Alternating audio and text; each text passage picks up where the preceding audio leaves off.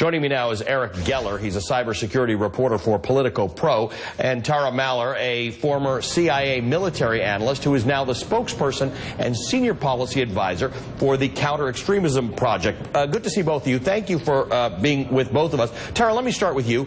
We haven't got confirmation of this yet, though people are talking about it as if it's true. As a former CIA analyst, what do you think about this? You think it's true?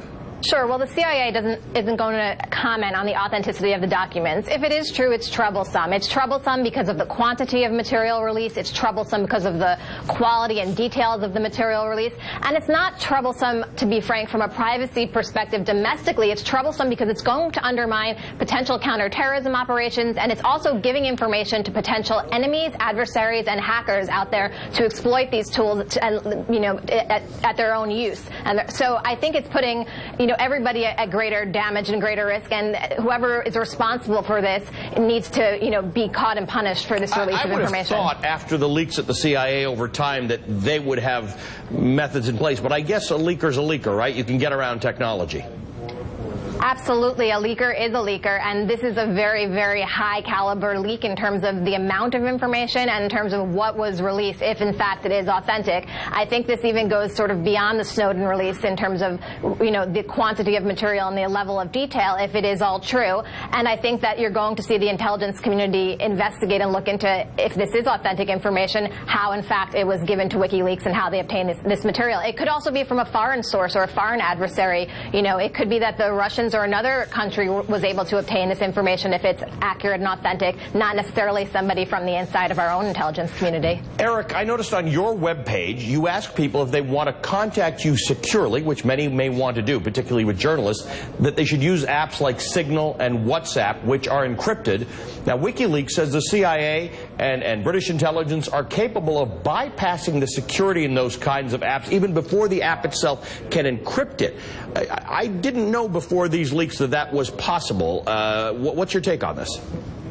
Well, Ali, the key thing here is that if you can compromise the phone directly, it doesn't really matter what app you're using. When you press send on that message, it goes through Signal or WhatsApp or whatever app you're using, and it gets transmitted over the internet using end-to-end encryption, which the CIA can't break. On the other hand, if the CIA can compromise your phone directly, it can grab that data before it even enters that system that Signal uses. So this is not necessarily something that is new to security reporters or security analysts. We've known for years. Well, we see it in all the spy movies, right? That somebody puts a thing in where you actually compromise the phone as opposed to the apps.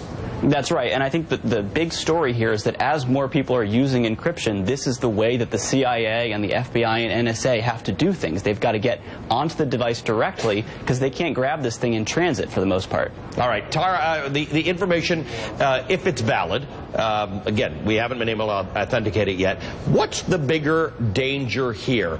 The spies in our own agencies who think it's okay or valuable to let this information out, or the actual information that's getting to our adversaries? Is there anything in here that's actually worrisome because someone can use it against us?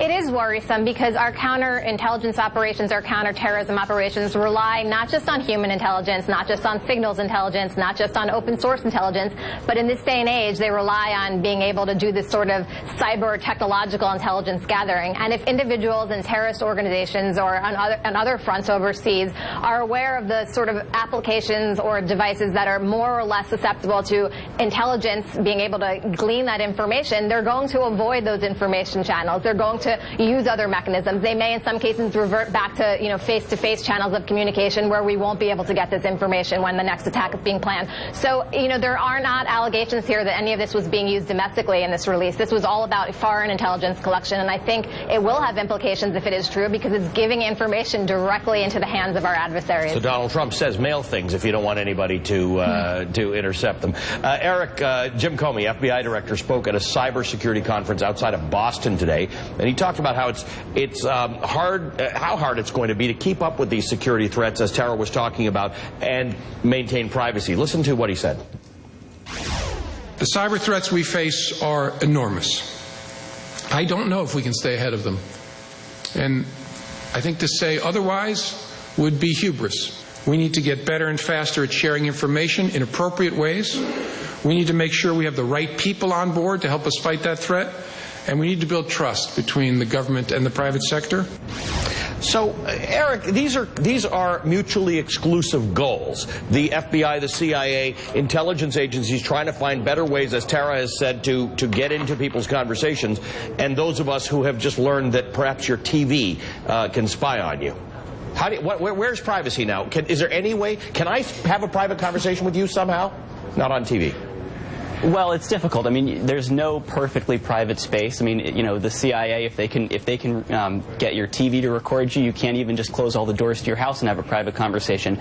I think the other thing here is that this is not just privacy versus security. This is also security versus security. I mean, using Signal, using encrypted apps, that's not just a way to protect yourself from the FBI if you are a drug lord or a terrorist. That's also a way to protect yourself from stalkers, abusive ex-spouses, people who are trying to surveil you in illegal ways. So these apps provide a way to protect yourself, and certainly other forms of security provide a way for you to protect yourself from people who don't have permission to spy on you. And so I think what we're going to see is Director Comey grappling with not just the privacy concerns on the other side, but also the security concerns on the other side. It's not just national security. Right. People can get into your stuff. There are a range of dangers. All right. Great to talk to both of you. Thanks so much, Tara Maller and Eric Geller, on this conversation that we're going to have many more times, it seems.